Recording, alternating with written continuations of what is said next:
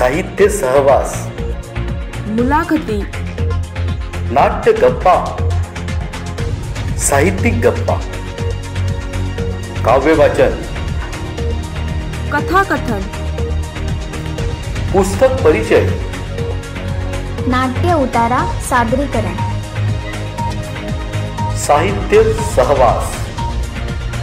निर्धार न्यूज प्रस्तुत साहित्य सहवास. नमस्कार. निर्धार न्यूज चॅनलच्या साहित्य सहवास या कार्यक्रमामध्ये आपलं सर्वांचं स्वागत. आज आपण एका कलाकाराशी आणि कवीशी गप्पा करणार आहोत आणि त्यांची गीतही ऐकणार आहोत. आपल्या सिंधुदुर्ग जिल्ह्यामध्ये ग्रामीण भागामध्ये असे अनेक कलाकार, कवी, लेखक हे आहेत. त्यांना प्रसिद्धीची संधी मिळत नाही म्हणा, किंवा ते प्रसिद्धीच्यासाठी प्रयत्न करीत नाहीत असं काहीतरी असावं. परंतु अशा ग्रामीण भागामध्ये असलेल्या गुणवान लोकांचा शोध घेऊन आम्ही त्यांना आपल्यासमोर आणत असतो. नेहमी साहित्य सहवास या कार्यक्रमातून आम्ही आपल्यासमोर अशा लोकांना आणतो. आजही आम्ही असंच एक वैशिष्ट्यपूर्ण व्यक्तिमत्व आपल्यासमोर घेऊन आलो आहोत. हे आहेत संदीप साळसकर सर. नमस्कार सर. हे पाट येथील SL देसाई विद्यालयामध्ये शिक्षक आहेत. कला शिक्षक म्हणून ते काम करत आहेत. कला शिक्षक म्हणून काम करत असताना विद्यार्थ्यांना अतिशय उत्तम रीतीनं ते मार्गदर्शन करतात. त्यांच्या मार्गदर्शनाखाली राज्यस्तरावरती विद्यार्थी पारितोषिकं मिळवतात. ते स्वतः उत्तम चित्रकार आहेत. स्वतः चित्र काढतात, मुलांना चित्र काढायला शिकवतात आणि असं चित्र काढत असता ते कविताही करायला लागले. अनेक कवी, अनेक लेखक स्वानंदासाठी लिहितात. परंतु आमच्या साळसकर सरांनी प्रार्थना गीतही लिहिली आणि नुसती लिहिली नाही तर त्यांना चाली लावल्या. त्या चालीवरती म्हणायला विद्यार्थ्यांना शिकवली आणि शाळेमध्ये ते ती गीतं शिकवतात. अशी काही गीतं त्यांची आज आपण ऐकणार आहोत आणि त्यांच्याशी गप्पा करणार आहोत. तर मी त्यांना विनंती करेन की एक प्रार्थना गीत त्यांनी सादर करावं. त्यांच्या प्रार्थना गीतानंच आजच्या आपल्या कार्यक्रमाची आपण सुरुवात करूया. ठीक आहे. या ठिकाणी पहिलं प्रार्थना गीत सादर करतो. प्रार्थना प्रभुराया. प्रार्थना प्रभुराया म्हणजे प्रभुरायासाठी आपण हे करतो. आपण शाळेची सुरुवात प्रार्थनेने करतो, तशी या कार्यक्रमाची सुरुवात सुद्धा या प्रार्थनेने करूया. प्रार्थना प्रभुराया, प्रार्थना प्रभुराया, कर जोडियले तुम्हा समोरी, कर जोडियले तुम्हा समोरी, ज्ञान ग्रहण हे करीतो आम्ही, ज्ञान ग्रहण हे करीतो आम्ही, कृपा दृष्टी ठेवा, प्रार्थना प्रभुराया, प्रार्थना प्रभुराया.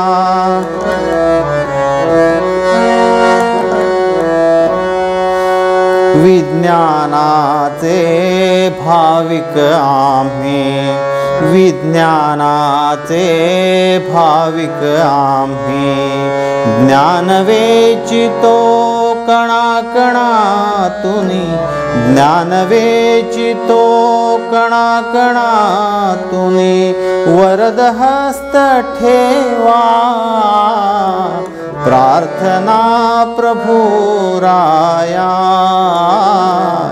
प्रार्थना प्रभुराया.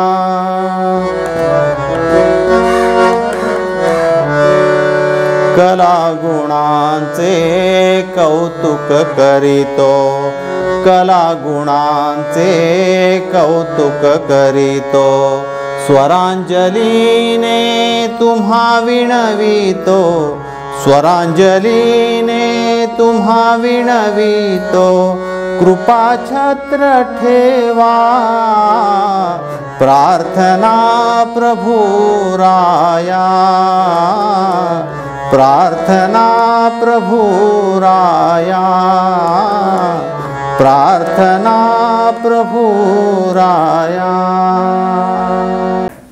वा, छान. तुम्ही प्रार्थना गीत सादर केलं. हे सारस्कर सरांचं प्रार्थना गीते नावाचं काव्यसंग्रह आहे, पुस्तक एक प्रसिद्ध आहे. याच्यामध्ये त्यांची प्रार्थना गीतं आहेत, निसर्गपर कविता आहेत, उद्बोधनपर आहेत आणि देशभक्तीपर गीतं आहेत. त्याचबरोबर महाराष्ट्र गौरवपर गीत आहे. अनेक प्रकारच्या कविता आहेत. एकूण त्यांच्या 23 कविता या पुस्तकामध्ये आहेत. तर सर, मी तुम्हाला असं विचारते की तुम्ही एक कला शिक्षक, कुंचल्यानं तुम्ही चित्र रंगवणारे कलाकार, चित्ररंगांशी खेळता खेळता तुम्ही हे शब्दांशी कसं काय खेळायला लागलात? म्हणजे कविता रचणं, कविता करणं हे कसं काय तुम्हाला सुचू लागलं? कधीपासून आणि कसं काय सुचू लागलं? जरा सांगा याबद्दल आम्हाला. कला विषय म्हटल्यानंतर आता कला विषयामध्ये अंतर्भूत 6 विषय केलेले आहेत. चित्रशिल्प, नाट्यनृत्य, गायन आणि वादन. म्हणजे हे 6ही कला प्रकार कला शिक्षकाला आले पाहिजेत. त्यामुळे सकाळची आपल्या शाळेची सुरुवात जी प्रार्थनेने होते तो परिपाठ कला शिक्षक म्हणून त्याने घ्यायचा असतो. त्यावेळी असं झालं की नवीन प्रार्थना गीतं आपल्याकडे नाही होती आणि नवीन प्रार्थना गीतं आपण नवीन शोधणार, त्या ठिकाणी काहीतरी नवीन मुलांसमोर देणार यासाठी ह्या कविता तयार करत गेलो आणि ह्या कविता करता करता त्या प्रार्थना गीतं होऊन गेली आणि नियमित मुलंसुद्धा आमची त्या शाळेत प्रार्थना म्हणतात. म्हणजे 1000 मुलं स्वतः लिहिलेली प्रार्थना म्हणताना जो काही समाधान असतो तो चांगल्या प्रकारे आपल्याला त्याचा आनंद मिळू शकतो. बरोबर. तर तुम्ही ही प्रार्थना गीतं स्वतः रचलीत आणि त्याला चाली लावल्या, आपल्या शाळेतील विद्यार्थ्यांना ती शिकवली. खरोखर हा एक आनंददायी अनुभव आहे. म्हणजे कला निर्मितीतून मिळणारा आनंद तर आहेच, परंतु त्या कलेचं उपयोजन प्रत्यक्ष होताना पाहताना एक वेगळा आणखीन अनुभव तुम्हाला मिळत असेल आणि आनंद मिळत असेल. तर हे खरंच बरोबर आहे तुमचं की प्रत्येक शाळेची सुरुवात ही प्रार्थनेनं होत असते आणि शाळा हे एक केंद्र असं आहे की जिथे भावी जीवनातील अनमोल असा ठेवा जतन केला जात असतो.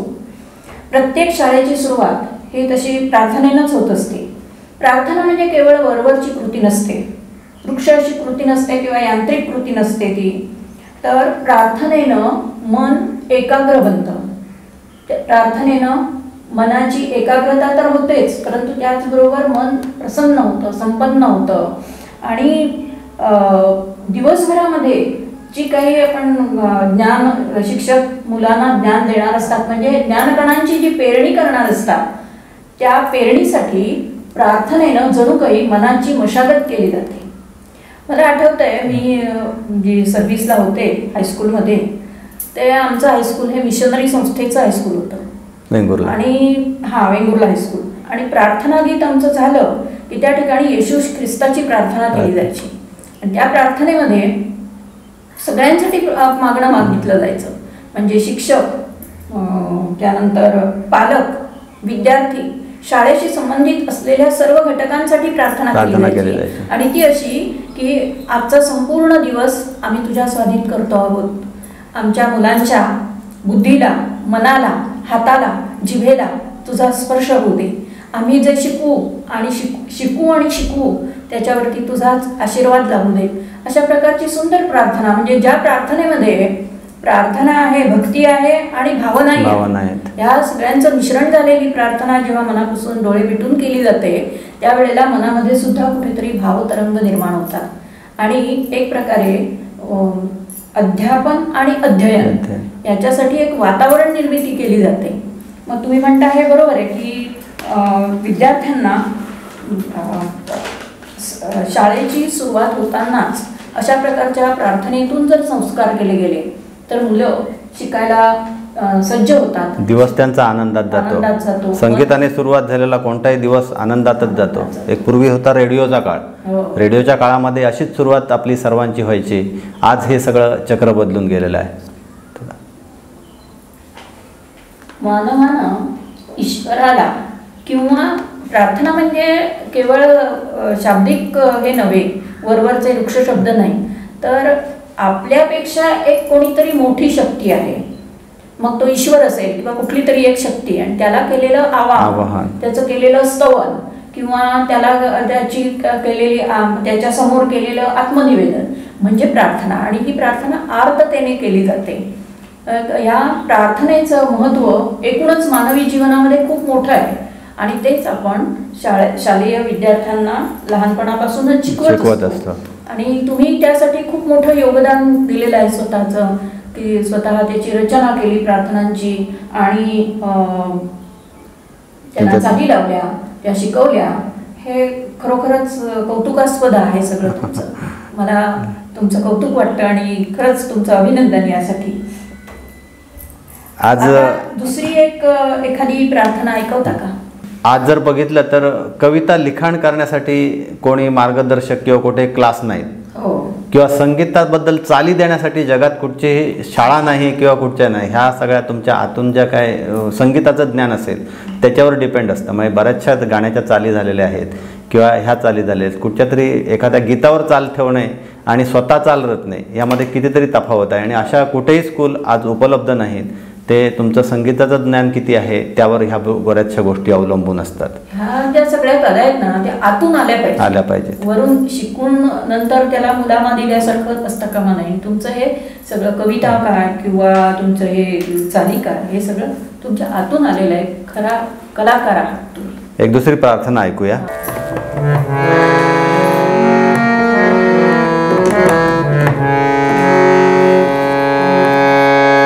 तुझ्या ज्ञानाचा प्रकाश मिळतो, जीवन हे घडवितो. तुझ्या ज्ञानाचा प्रकाश मिळतो, जीवन हे घडवितो. ताल सुरांची साथ घेऊनी, ताल सुरांची साथ घेऊनी तुझी प्रार्थना करीतो.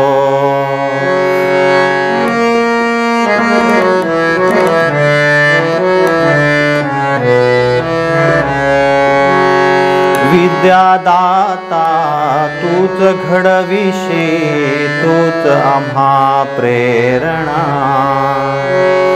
विद्यादाता तूच घडविशी, तूच आम्हा प्रेरणा. भाग्य विधात्या नित्य स्मरावे, भाग्य विधात्या नित्य स्मरावे, शुभं करोति म्हणा. तुझ्या ज्ञानाचा प्रकाश मिळतो, जीवन हे घडवितो. ताल सुरांची साथ घेऊनी, ताल सुरांची साथ घेऊनी तुझी प्रार्थना करीतो. सरस्वतीच्या कृपादृष्टीने ज्ञानदीप तेवतो. सरस्वतीच्या कृपादृष्टीने ज्ञानदीप तेवतो. अंधकार हा दूर करोनी, अंधकार हा दूर करोनी योग्य मार्ग दावितो. तुझ्या ज्ञानाचा प्रकाश मिळतो, जीवन हे घडवितो. ताल सुरांची साथ घेऊनी,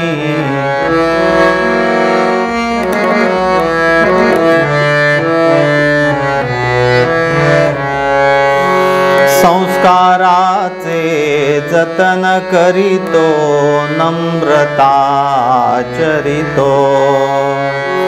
संस्काराचे जतन करीतो, नम्रता चरितो.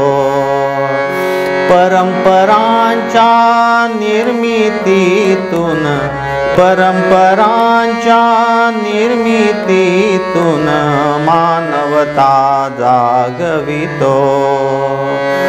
तव ज्ञानाचा प्रकाश मिळतो, जीवन हे घडवितो.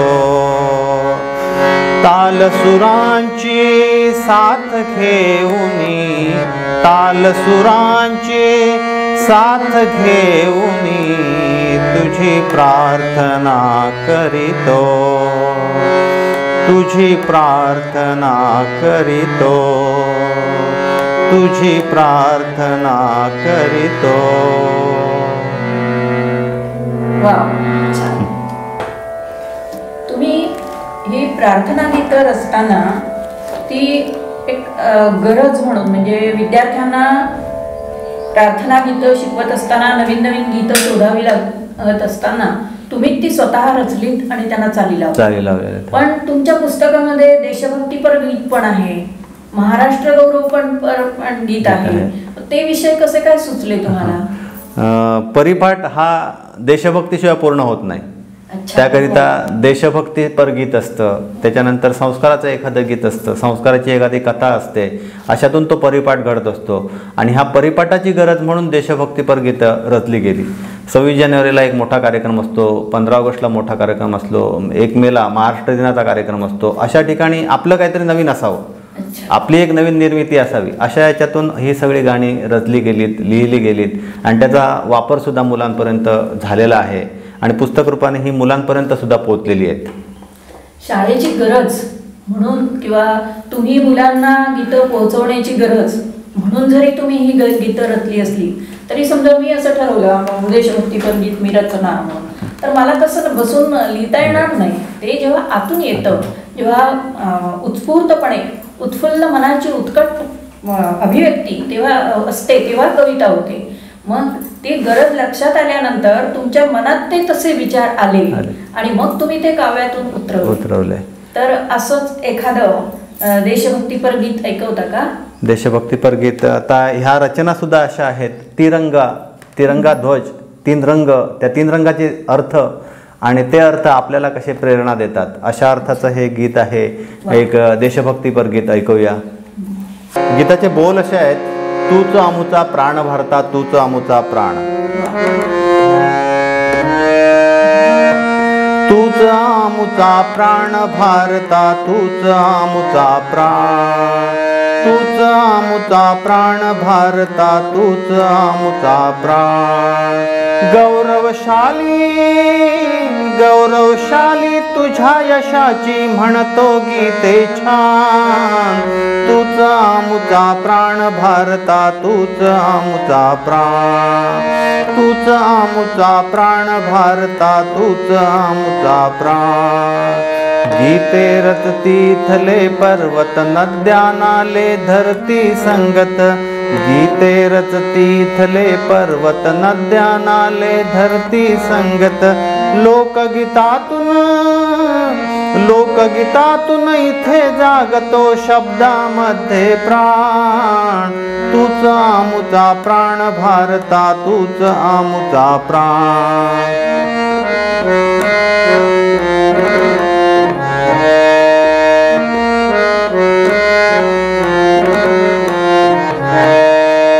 झाडा मागून पावा वाजे, ओढ्या मधुनी मृदंग गाजे. झाडा मधुनी पावा वाजे, ओढ्या मधुनी मृदंग गाजे. टाळ वाजवी, टाळ वाजवी इथली माती सप्तसुरांची खाण.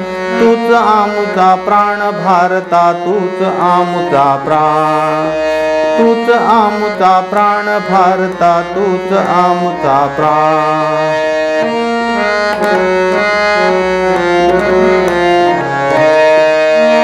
पाना मागून गाते कोयल, मयूर थिरकती चंचल पायल. पाना मागून गाते कोयल, मयूर थिरकती चंचल पायल. उंच ढगातून, उंच ढगातून शोभून दिसते तिरंग्याची शान. तूच आमुचा प्राण भारता, तूच आमुचा प्राण. तूच आमुचा प्राण भारता, तूच आमुचा प्राण. तूच आमुचा प्राण भारता, तूच आमुचा प्राण. छान छान, सुंदर, चालही छान आहे. तुम्ही देशभक्तीपर गीतही रचली आहात. हे देशभक्तीपर आहे. आणि मी पुस्तकात तुमच्या बघितलं की महाराष्ट्राचा गौरव करणारं पण एक गीत आहे. मला वाटतं महाराष्ट्र दिनाचा किंवा अशाच एखाद्या दिवसाच्या कर्जेतून तुम्ही ते रचलं असणार, त्यालाही अशी चांगली चाल असणार. तर ते सुद्धा ऐकावंसं वाटतंय आम्हाला आणि आमच्या दर्शकांनाही ते ऐकावं. महाराष्ट्र गीताचं असं झालं की मी महाराष्ट्र परत फिरलेलो आहे, आपण बरेच जण फिरतो, पण त्या काळचा महाराष्ट्र कसा होता आणि आताच्या महाराष्ट्राची अवस्था काय आहे. आताच्या महाराष्ट्राची अवस्था तुम्ही टी व्हीवर बघताय, रोज नवीन नवीन नवीन नवीन काय काय चाललंय ते आपण टी व्हीच्या माध्यमातून बघतो. पण त्या वेळचा महाराष्ट्र कसा होता आणि ह्या शिवाजी महाराजांचा जन्म झाल्यानंतर जो राज्यभर हे चैतन्य आलं होतं ते आपण बघितलेलं आहे. अजिंठा वेरूळची लेणी आहेत. अजिंठा वेरूळची लेणी शिल्पकला खोदताना केवढी ती प्रतिभाशैली आहे त्या कलाकारांची. त्यावेळचा महाराष्ट्र, हा महाराष्ट्र आता आपण पुन्हा निर्मूया, हा महाराष्ट्र पुन्हा आपण असा घडवूया, अशा अवस्थेचं गीत आहे. बघायला गेलं तर 12व्या शतकात ज्ञानेश्वरांची जी काय रचना वेगवेगळ्या झालेल्या आहेत, साहित्याचं जो काय दिवस होते, त्यानंतर वेगवेगळी बलशाली आपण काही भाग बघितलेले आहे. पूर्व वैभव, त्यामध्ये टिळकांचा जन्म असेल, सावरकरांचं असेल किंवा ह्या मातीतून जन्मलेले आणि त्यांनी दिल्लीवर राज्य केलेलं, देश संपूर्ण आपला एक संध बांधण्याचा प्रयत्न केलेले असे जे काही राज्यकर्ते होते किंवा आपल्या त्यावेळेचं साहित्य, हे जे साहित्य होतं, यामुळे महाराष्ट्राचं हे दबदबा असा जगावर होता. तो दबदबा पुन्हा आपण निर्माण करूया, तो आपण महाराष्ट्र पुन्हा घडवूया, अशा अवस्थेचं किंवा अशा तऱ्हेचं हे गीत या ठिकाणी सादर करतो. महाराष्ट्र घडवू नव्याने, महाराष्ट्र घडवू, महाराष्ट्र घडवू नव्याने, महाराष्ट्र घडवू. रायगडाला जाग आणूया, शिवनेरीला पुन्हा सजवूया. रायगडाला जाग आणूया, शिवनेरीला पुन्हा सजवूया. शिवबाला अवतरू गड्यानो, शिवबाला अवतरू. महाराष्ट्र घडवू नव्याने, महाराष्ट्र घडवू.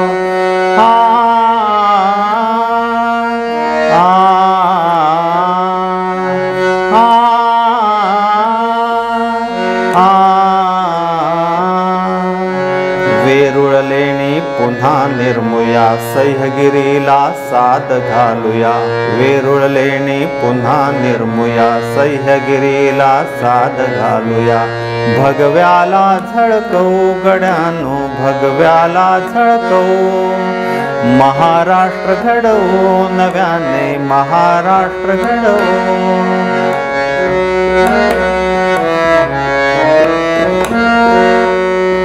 ज्ञानेशाची अमृतवाणी, संत तुक्याची अभंगवाणी. ज्ञानेशाची अमृतवाणी, संत तुक्याची अभंगवाणी. विठोबा जागवू गड्यानो, विठोबा जागवू.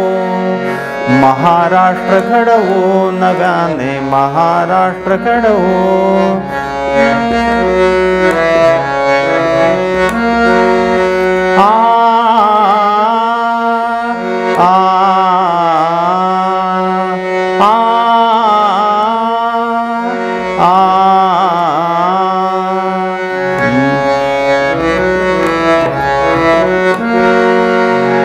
राष्ट्रभक्तीचे नवीन वारे, बलिदानाने अंग शहारे.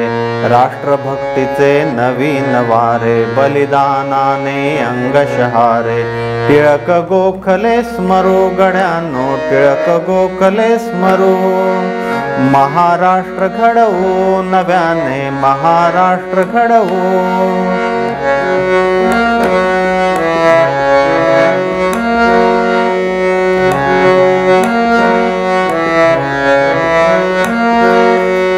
मराठी गीते पुन्हा बहरू द्या, नृत्य नाट्याने रात्र रंगू द्या.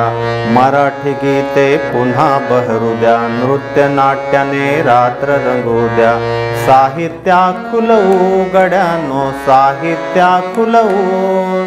महाराष्ट्र घडवू नव्याने, महाराष्ट्र घडवू. महाराष्ट्र घडवू नव्याने, महाराष्ट्र घडवू. आ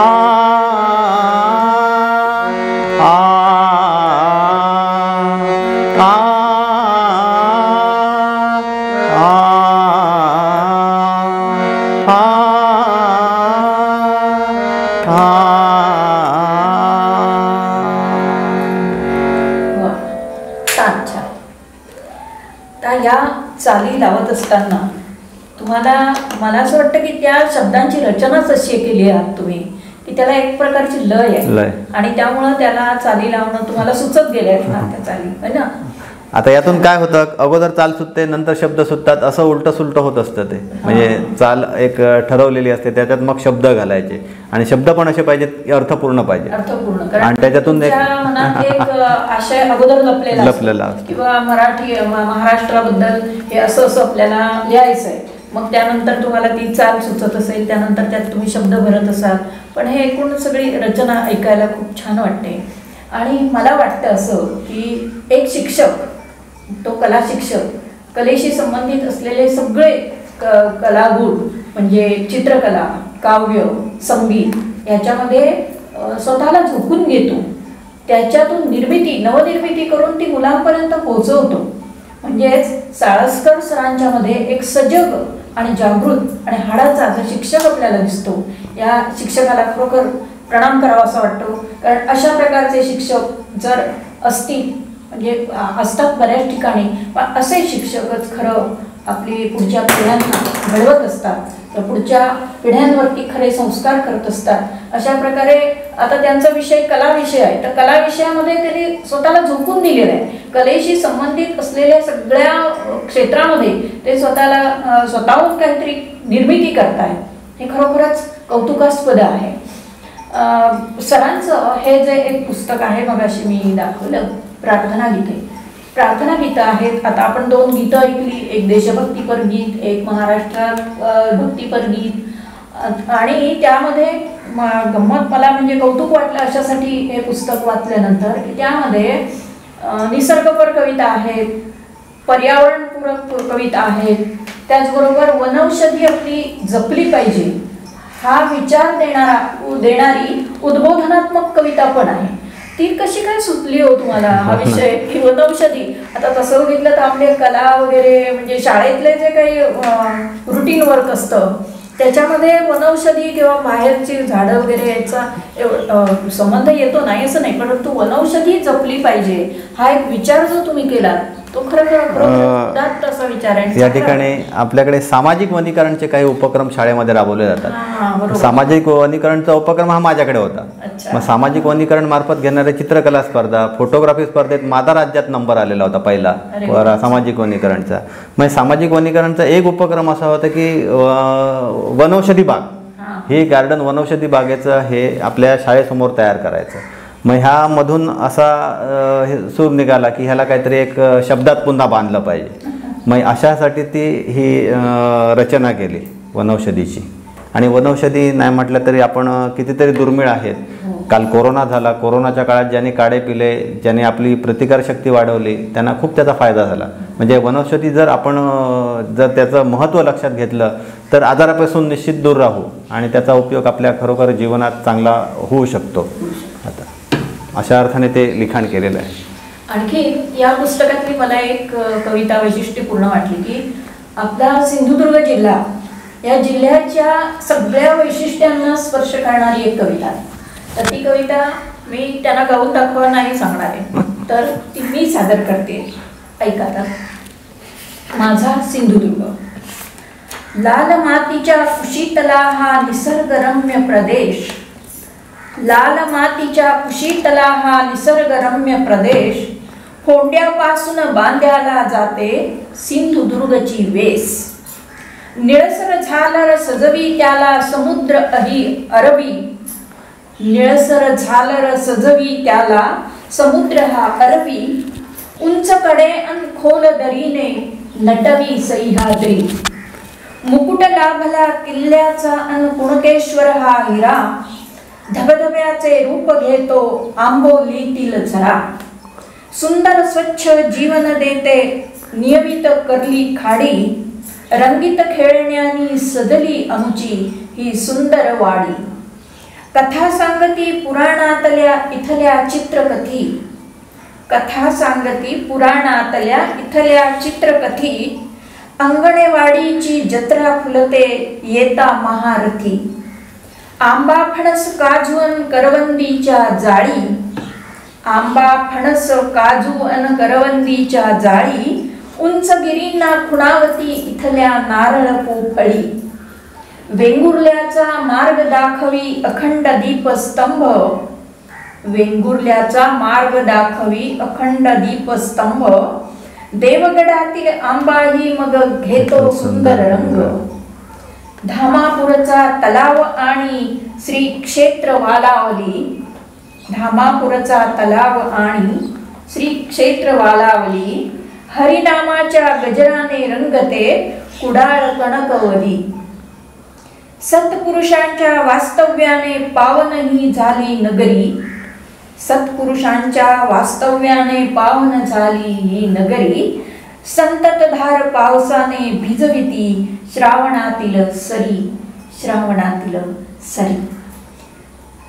या सिंधुदुर्ग माझा सिंधुदुर्ग या कवितेमध्ये सिंधुदुर्ग जिल्ह्याची जी जी म्हणून वैशिष्ट्ये आहेत, मग ती सांस्कृतिक, नैसर्गिक वगैरे सर्व ती त्यांनी या कवितेमध्ये घेतलेली आहेत. सगळ्या वैशिष्ट्यांना त्यांनी स्पर्श केलेला आहे.